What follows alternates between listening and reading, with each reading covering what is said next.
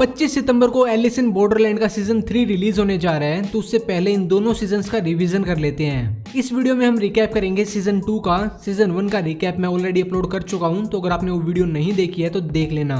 अब बिना किसी टाइम वेस्ट के सीधा मुद्दे पे आते हैं। सीजन 1 में हमने देखा था कि प्लेयर्स नंबर कार्ड के लिए गेम खेल रहे थे, बट इस सेकंड सीजन में सारा मसला है फेस कार्ड्स का। तो सीजन 2 की स्टार्टिंग में हम देखते हैं कि चारों यहाँ रोड पर खड़े हुए होते हैं और गेम शुरू होने का इंतजार कर रहे थे, बट तभी वहाँ बीच कम्युनिटी के लोग आ जाते हैं। गाड़ियों से कुछ लोग उतरकर बाहर आते हैं आपस में बात करने के लिए, बट तभी अचानक से कोई इन पर गोलियों से हमला कर देता है, और ये हमला करने वाला कोई और नहीं बल्कि इस गेम का हुकुम का बादशाह था। यहाँ काफी सारे लोग मारे जाते हैं, बट अरिसु, उसागी, तत्ता, कुइना एंड ये सर्जन लड़की, ये पांचों यहाँ से बचकर भाग जाते हैं। बट सैडली शुंतारो वहीं रह जाता है। अरिसु यहाँ इन सबको उस आदमी के बारे में बताता है और कहता है कि यहाँ पे हर गेम का एक अलग मास्टर है और हमें इन सबको हराना होगा, जिसके बाद ही शायद हम अपनी असल दुनिया में वापस लौट पाएंगे।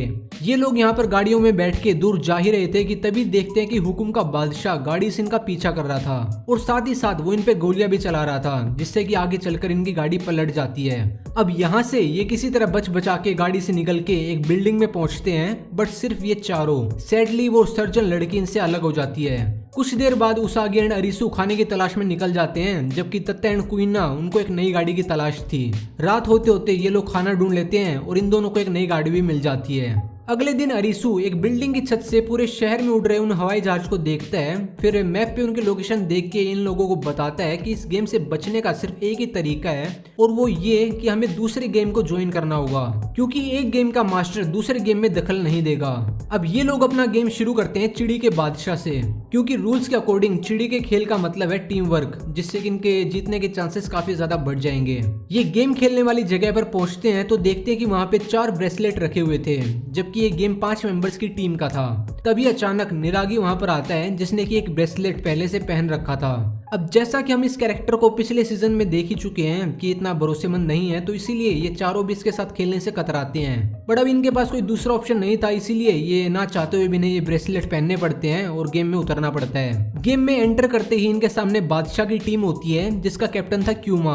अब इस गेम में कुछ ऐसा होता है कि दोनों टीम्स को 10-10 हजार पॉइंट्स दिए जाते हैं, एंड गेम के एंड में जिस टीम के पास सबसे ज्यादा पॉइंट्स होंगे वो टीम जीत जाएगी और बाकी दूसरी टीम के सारे मेंबर्स मारे जाएंगे।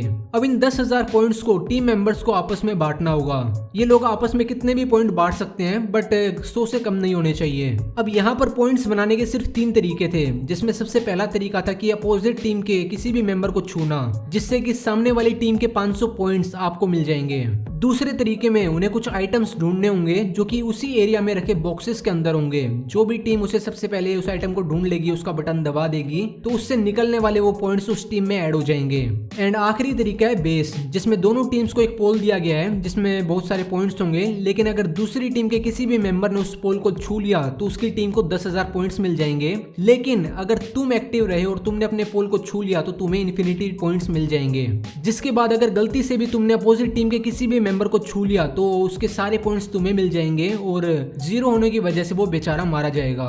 फिर फाइनली गेम स्टार्ट होता है और अरिसु सबको अलग अलग पॉइंट्स दे देता है। गेम काफी देर तक चलता है और इस गेम के दौरान इसमें क्या क्या हुआ उस पर तो मैं ज्यादा डिटेल में बात नहीं करूंगा, but finally at the end Arisu की टीम ये गेम भी जीत जाती है। सामने बादशाह वाली टीम भी मारी जाती है, बट साथ ही तत्ता भी इस गेम में अपनी जान गंवा देता है, क्योंकि इसका काफी ज्यादा ब्लड लॉस हो गया था। थोड़ा बहुत आपको याद दिला दूं कि तत्ता ने अपना हाथ तोड़ के वो ब्रेसलेट निकाल के अरिसु को दिया था, जिसकी वजह से ये लोग जीत पाए थे, and that's why he had massive blood loss. Scene shift होता है और हमें देखने को मिलता है कि सिटी के दूसरी तरफ भी गेम चालू है, जिसका नाम है सोलिटरी कन्फाइनमेंट। यहाँ प्लेयर्स की गर्दन पे एक बैंड लगा हुआ है, जिसके पीछे 4 निशान आते हैं, चिड़ी, हुकुम, ईट और दिल। प्लेयर्स खुद इन निशान को नहीं देख सकते, इसीलिए उन्हें किसी दूसरे की हेल्प लेनी होगी। गेम का ये रूल था कि इन सभी प्लेयर्स में से कोई एक दिल का गुलाम है, जिसे इन्हें पकड़ना है, और अगर वो मारा गया तो ये सभी बच जाएंगे।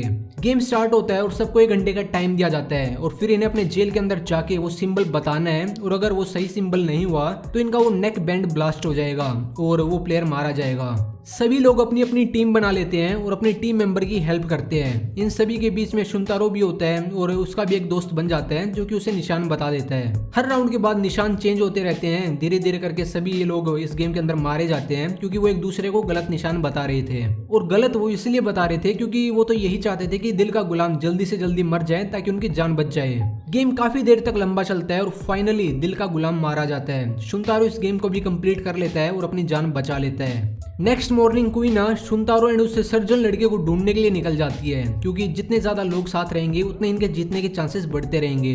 थोड़ी दूर पर अरिसु एंड उसागी को बहुत सारे लोग मरे हुए दिखाई देते हैं जिन्हें हुकुम के बादशाह ने मारा था। ये लोग यहाँ पर खड़े हुए लाशों को देख ही रहे थे कि तभी हुकुम का बादशाह आकर इन पर हमला करना शुरू कर देता है और अपनी जान बचाते बचाते अरिसु एंड उसागी भी अलग हो जाते हैं। अरिसु पर एक छोटा सा हमला होता है और जब इससे होश आता है तो इसके सामने एक हैरिस नाम की लड़की होती है जो इसे बताती है कि तुम्हारी जान किसी और ने नहीं बल्कि अगुनी ने बचाई है। जी हाँ, अगुनी अभी जिंदा है। ये लोग यहाँ जंगल में हुकुम के बादशाह को पकड़कर उसे मारने का प्लान बना रहे हैं। अगुनी अरिसु को बादशाह का चारा बनाता है ताकि बादशाह अरिसु पर हमला करने के लिए आए और पीछे से अगुनी हुकुम के बादशाह को गोली मार सके। तो कुछ ऐसा ही होता है, बादशाह यहाँ पर आता है, अगुनी उस पर गोलियों से हमला करता है बट हुकुम के बादशाह ने बुलेट प्रूफ जैकेट पहनी हुई थी जिसकी वजह से उसे कुछ नहीं होता, जबकि अगुनी काफी ज्यादा घायल हो चुका था और अरिसु अपनी जान बचाने के लिए पानी में कूद जाता है। अगली सुबह अरिसु पानी से निकलता है और शहर की तरफ चला जाता है कुछ खाना पीना ढूंढने के लिए, लेकिन इस शहर की हालत पूरी तरह से बदल चुकी थी। हर तरफ सिर्फ गेम ही गेम चल रहे थे और जगह जगह लाशें सड़ रही थी। दूसरी तरफ उसागी को शहर में घूमते घूमते एक छोटा सा लड़का मिलता है और इस बच्चे का वीजा भी जल्दी खत्म होने वाला था, इसीलिए अब ये दोनों गेम खेलने के लिए जाते हैं। इस गेम में उसागी और अरिसु फिर से मिल जाते हैं और गेम का नाम था चेकमेट, जिसमें दो टीमें थी। एक बेगम की टीम थी जिसमें 4 लोग थे एंड दूसरी थी चैलेंजर की टीम जिसमें अरिसु और उसागी के अलावा बाकी 16 लोग थे।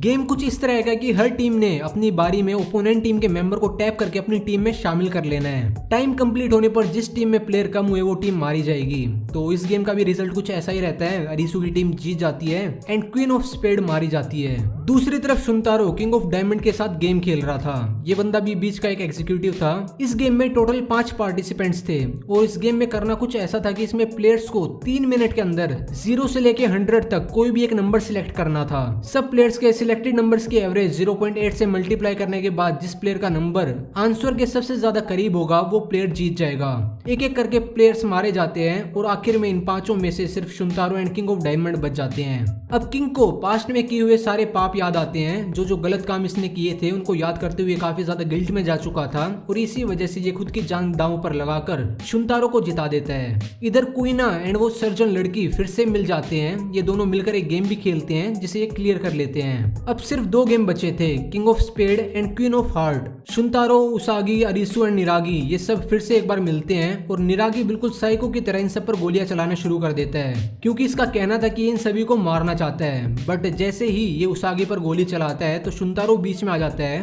और उसागी की जगह ये जख्मी हो जाता है। तभी अरिसु भी निरागी पर गोली चला देता है और उसको जख्मी कर देता है। ये लोग यहाँ पर लड़ी रहे होते हैं कि तभी एंट्री होती है किंग ऑफ स्पेड की, जो कि यहाँ पर गोलियों से अंधाधुंध लोगों को मार रहा था। ग्रुप फिर से इकट्ठा हो जाता है और इस बार ये लोग डिसाइड करते हैं कि ये ड्रग स्टोर में किंग को ले जाकर वहां पर उसे एक्सप्लोजन करके मार देंगे। ग्रुप के सभी मेंबर्स किंग के साथ फाइट में इन्वॉल्व होते हैं और अरिसु स्टोर में जाकर एक्सप्लोजिव गैसेस को भरता है। काफी देर तक घमासान लड़ाई होती है। कई मेंबर्स को बुरी तरह जख्मी करने के बाद ये लोग किसी तरह किंग को उस ड्रग स्टोर के अंदर लेके जाते हैं एंड इसके बाद उस स्टोर में होता है एक बहुत बड़ा एक्सप्लोजन। इतना कुछ होने के बाद अब Arisu and Usagi queen of heart का गेम खेलने के लिए जाते हैं, जो कि मीरा है। ये इन्हें बताती है कि इस गेम के 3 राउंड हैं, इस गेम का कोई विनर नहीं होगा और इन्हें बस इस गेम को फिनिश करना है। मीरा इन्हें टी सर्व करती है और तभी अरिसु इससे पूछता है कि अगर ये इस गेम को भी कंप्लीट कर लेते हैं तो उसके बाद क्या ये अपने रियल वर्ल्ड में वापस जा सकते हैं। जिसके बाद अब यहाँ पर मीरा इन्हें एक बहुत बड़ा सरप्राइज देती है। ये इन्हें बताती है कि ये सब गेम जो तुम खेल रहे हो, ये वर्ल्ड, ये दुनिया जिसमें फिलहाल तुम हो, ये सब तुम्हारी इमेजिनेशन है। आगे ये उसे याद दिलाते हुए कहती है कि जब तुम अपने दोस्तों के साथ फायरफ्लाइज देख रहे थे तब रोड पर भागते हुए तुम्हारे दोनों दोस्तों का एक्सीडेंट हो गया था, लेकिन तुम्हारी जान बच गई थी, जिसकी वजह से तुम्हें बहुत गहरा सदमा लगा था और तभी से तुम उससे थेरेपी ले रहे हो और मैं तुम्हारी थेरेपिस्ट डॉक्टर हूँ। नेक्स्ट सीन में हॉस्पिटल दिखाया जाता है जहाँ अरिसु एंड उसागी पेशेंट हैं और मीरा इनकी साइकाइट्रिस्ट है। फ्लैशबैक में दिखाया जाता है कि करूबी एंड छोटा ट्रैफिक एक्सीडेंट में मारे गए थे, तभी से अरिसु शौक में है और ये सारे गेम्स इमेजिन कर रहा है। अब मीरा अरिसु से कहती है कि वो कुछ पिल्स लेके ये सारी सफरिंग खत्म कर सकता है, बट उसागी इसे पिल्स लेने से मना करती है और कहती है कि ये सब गेम्स रियल हैं और इस बात को प्रूव करने के लिए वो खुद की कलाई भी काट लेती है। अरिसु को उसागी पर यकीन हो जाता है और अब ये गेम में वापस आ जाता है। गेम खेलते खेलते रात हो जाती है और जैसा कि इस गेम का रूल था कि इसमें कोई हार या फिर जीत का फैसला नहीं होगा, इन्हें बस इस गेम को कंप्लीट करना था। तो ये एट द एंड गेम को कंप्लीट कर लेते हैं। जाते जाते बेगम इनसे कहती है कि तुम्हें अपने सारे सवालों के जवाब मिल जाएंगे कि तुम कौन हो और कहाँ पे हो, किस दुनिया में हो। और इतना कहते ही ये मीरा भी मारी जाती है। फाइनली क्वीन ऑफ हार्ट का गेम भी एंड हो जाता है। अब यहाँ इन्हें दो ऑप्शंस दिए जाते हैं और वो ये कि या तो तुम इसी गेमिंग दुनिया में जिंदा रह सकते हो या फिर अपने रियल वर्ल्ड में वापस जा सकते हो।